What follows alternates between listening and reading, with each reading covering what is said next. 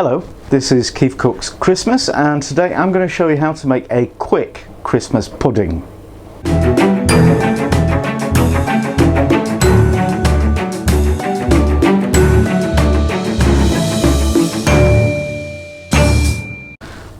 Now, Christmas pudding is, it's Christmas pudding. It's what you have after your Christmas dinner, which, usually isn't a great idea because it's really normally quite stodgy, quite heavy, and you're already stuffed to bursting with the biggest meal you've ever had.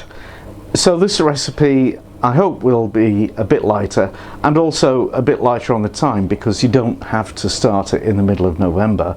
You can start it the day before, or even on the day. You can do this in one day. Really, you can. So let's go.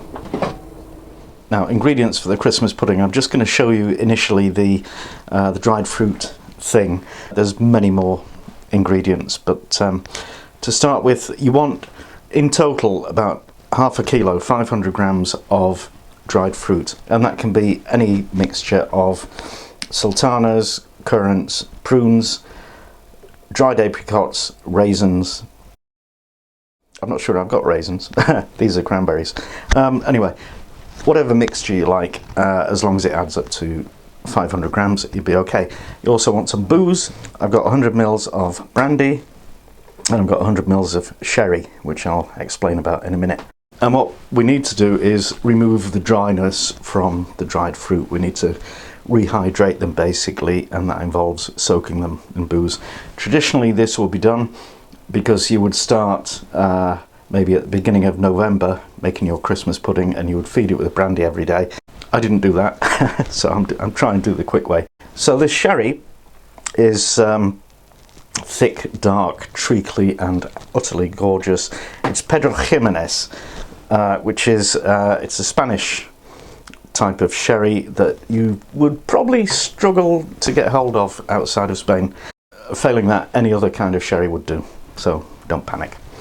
But this stuff, if you can get it, and if you can bear to put it in your pudding rather than drink it straight away, it's fabulous. So just pop all the dried fruits into a bowl.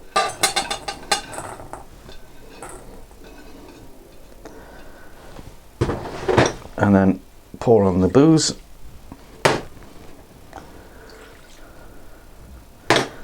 Give it a good stir and leave it for a period of time. Overnight would be best. I've left this too late, so I'm trying to get it done as quickly as I can. But basically what you want is for all the sultanas and currants and raisins and things to plump up and absorb the liquid. So if you try and do it well, so you probably need to stir it a few times every now and again. Now, the rest of the ingredients, I've got 225 grams of brown sugar. I've got 50 grams of self-raising flour. If you don't have self-raising, you can use plain flour with a half teaspoon of baking powder added. I've got 2 eggs. I've got 110 grams of suet, shredded, and I've got 1 apple. I've also got 50 grams of whole almonds, 25 grams of candied orange peel, a teaspoon each of nutmeg, allspice, and ground cinnamon, and the zest of half a lemon and half an orange. So, quick word about the fat, the suet. This is fresh suet. I've finely chopped it and lightly coated it in flour to keep each piece separate. If you can't get fresh suet, no problem, you can get the stuff in a box from Dora, and if you're a vegetarian, you can use veg shortening, or if you eat butter, you can use that. In both cases, I would freeze it and grate it and roll it in butter, just so all the bits keep separate. All right, then the apple I have peeled, cored, and finely chopped.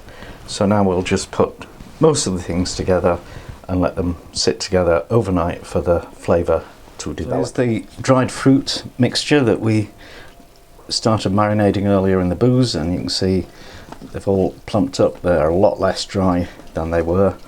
And so now we'll throw in the apple.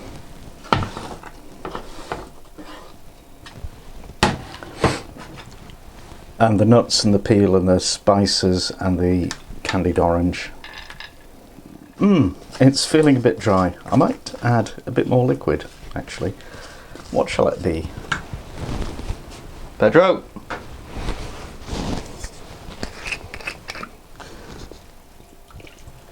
A bit more of the sherry. Oh. And then we'll cover that with plastic film, leave it in the fridge overnight, and it should all be lovely and squishy and ooh, ready to go.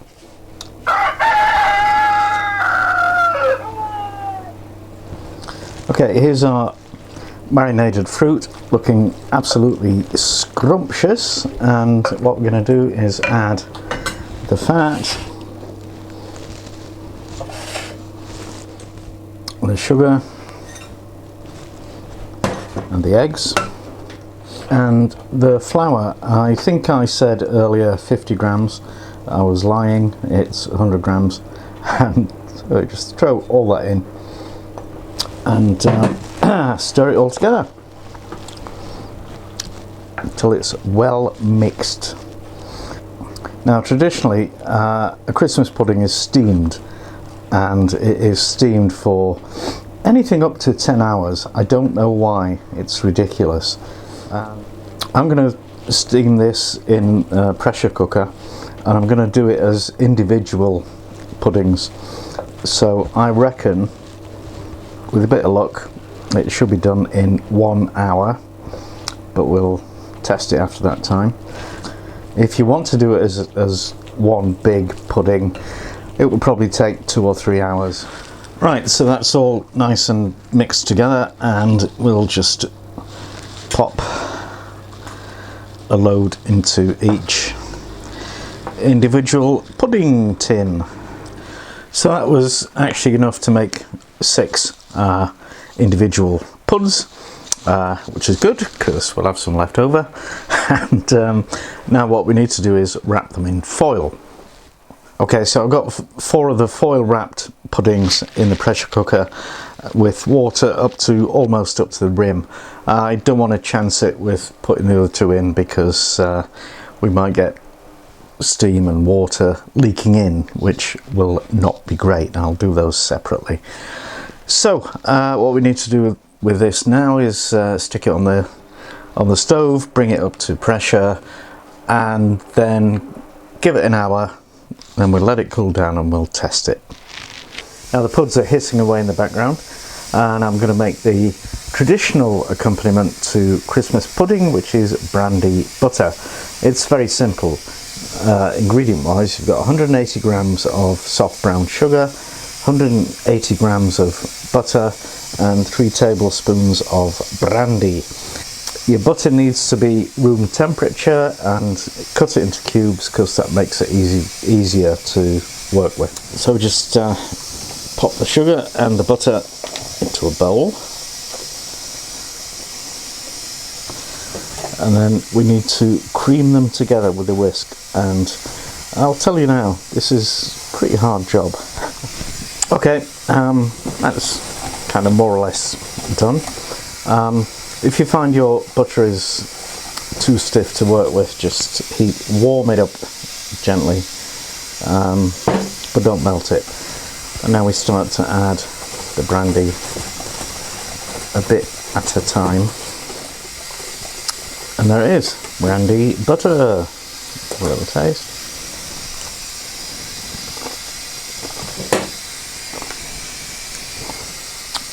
Oh, fabulous. Now slam that in the fridge until you need it, and that will keep in the fridge for a week. So the puds have had an hour, and now we'll just open one and test to see whether it's cooked.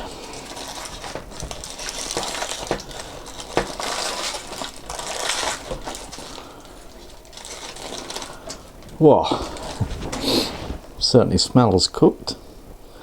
And we just stick a skewer into the middle of it. Let's see if it comes out dry. It does, and everything appears to be set. So I think we have achieved Christmas pudding! Yay! So let's see if we can get the pudding out of the tin. Yes! Oh wow! Oh, ooh! That looks like a really good looking mini Christmas pudding, and a spoonful of brandy butter, and a taste. That's my thumb. That's, yeah. Wow. Oh. Do you know what? It's the best Christmas pudding I've ever had in my life. It is light, fluffy, fruity and delicious.